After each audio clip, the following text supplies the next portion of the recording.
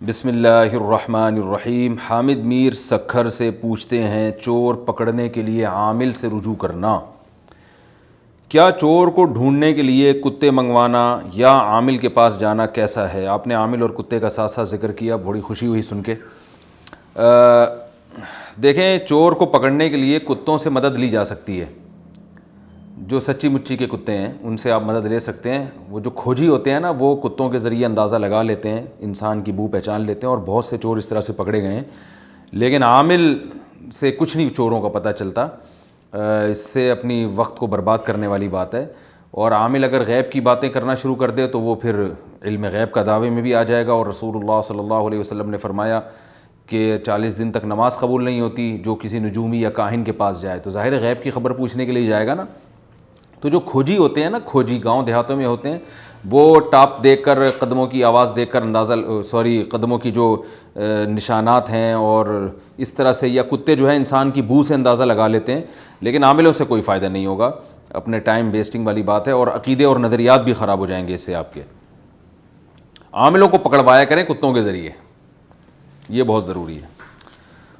اور یاد رکھیں، میں جب عامل کی بات کرتا ہوں تو میرا مراد کوئی رقیہ یا ہر وہ شخص اس میں داخل نہیں ہے جو تعویذ دیتے ہوں یا رقیہ دم کرتے ہوں۔ دم تو کوئی بھی کر سکتا ہے، اور بڑے بڑے بزرگان دین ہیں جو بعض دفعہ جائز تعویذ بھی دے دیا کرتے تھے، دعاؤں پر مشتمل، قرآنی آیات پر مشتمل، اور دم بھی کر دیا کرتے تھے۔ یہ تو صحابہ سے بھی ثابت ہے۔ عامل سے میری مراد وہی ہیں جو یہ آج کل بیٹھے ہوئے دکانیں کھول کے۔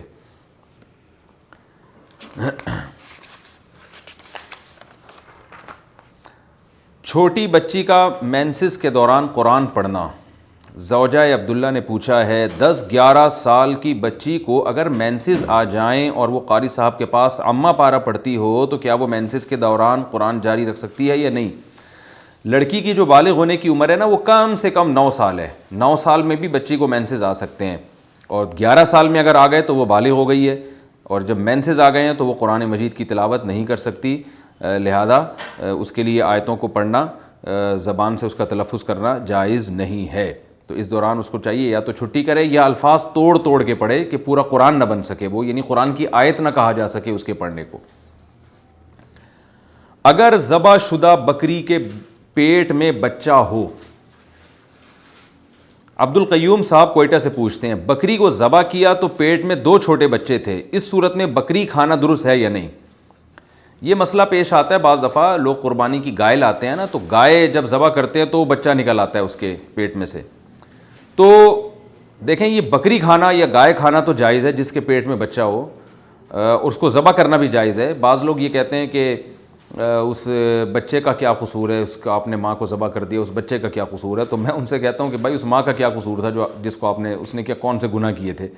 تو ایک صاحب آئے میرے پاس، کہنے لگے کہ بھائی یہ گائے کے پیٹ میں بچہ ہے، لوگ اس گائے کو ذبح کر دیتے ہیں، تو اس معصوم بچے کا کیا قصور ہے؟ تو میں نے کہا بھائی اس گائے کا کیا قصور تھا جس کو آپ ذبح کر رہے ہو؟ تو جانور تو انسان کے فائدے کے لیے، بہتر یہی ہے کہ حاملہ گائے کو یا بکری کو ذبح نہیں کرنا چاہیے، بلا وجہ اس سے ایک مال کا نقصان ہے کہ ایک جان ضائع ہوتی ہے۔ نسل زیادہ بڑھے تو اچھا ہے، اس میں انسانوں کا فائدہ ہے، لیکن یہ کوئی گناہ کی بات نہیں ہے۔ بکری بھی کھا سکتے ہیں جس کے پیٹ سے بچہ نکلے، گائے بھی کھا سکتے ہیں جس کے پیٹ سے بچہ نکلے، بچہ کھا سکتے ہیں یا نہیں کھا سکتے، یہ مسئلہ ہے اختلافی۔ تو بچہ اگر زندہ نکلے، مردہ نکلے تو اسے پھینک دیں، زندہ نکلے تو حدیث میں آتا ہے، رسول اللہ صلی اللہ علیہ وسلم نے ارشاد فرمایا، صحیح حدیث ہے، زکوٰۃ الجنینی زکوٰۃ امہا۔ اس کا ظاہری ترجمہ جو متبادر ہو رہا ہے وہ ترجمہ یہ ہے کہ بچے کا ذبح کرنا وہ ماں کا ذبح کرنا ہے، یعنی گویا ماں کو جب آپ نے ذبح کر دیا تو بچہ بھی ذبح ہی کہلائے گا، اس کو الگ سے ذبح کرنے کی ضرورت نہیں ہے۔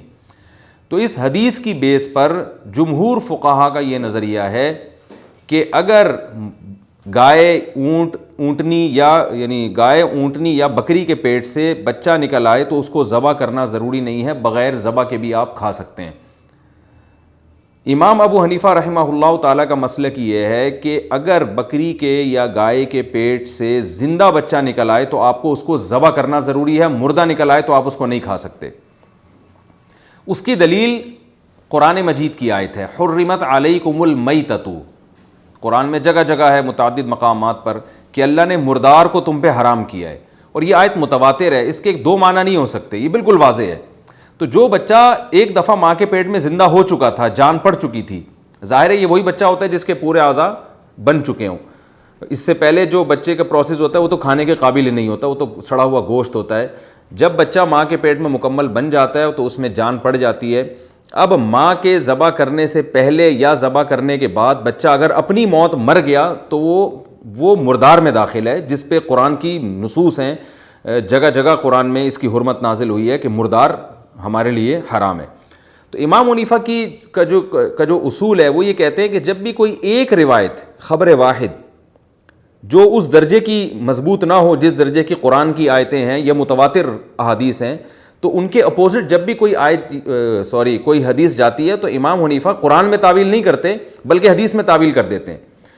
تو وہ یہ کہتے ہیں کہ یہ جو قرآن کی آیتیں ہیں مردار, اس میں ہر قسم کا مردار شامل ہے, چاہے وہ چھوٹا بچہ ہو یا بڑا جانور ہو, سب شامل ہیں. اس آیت کی روح سے وہ مردار بھی حرام ہے جو جب آپ نے گائے ذبح کی تو اس کے پیٹ سے جو بچہ نکلتا ہے, اگر آپ نے اس کو ذبح نہیں کیا تو وہ مردار میں داخل ہے.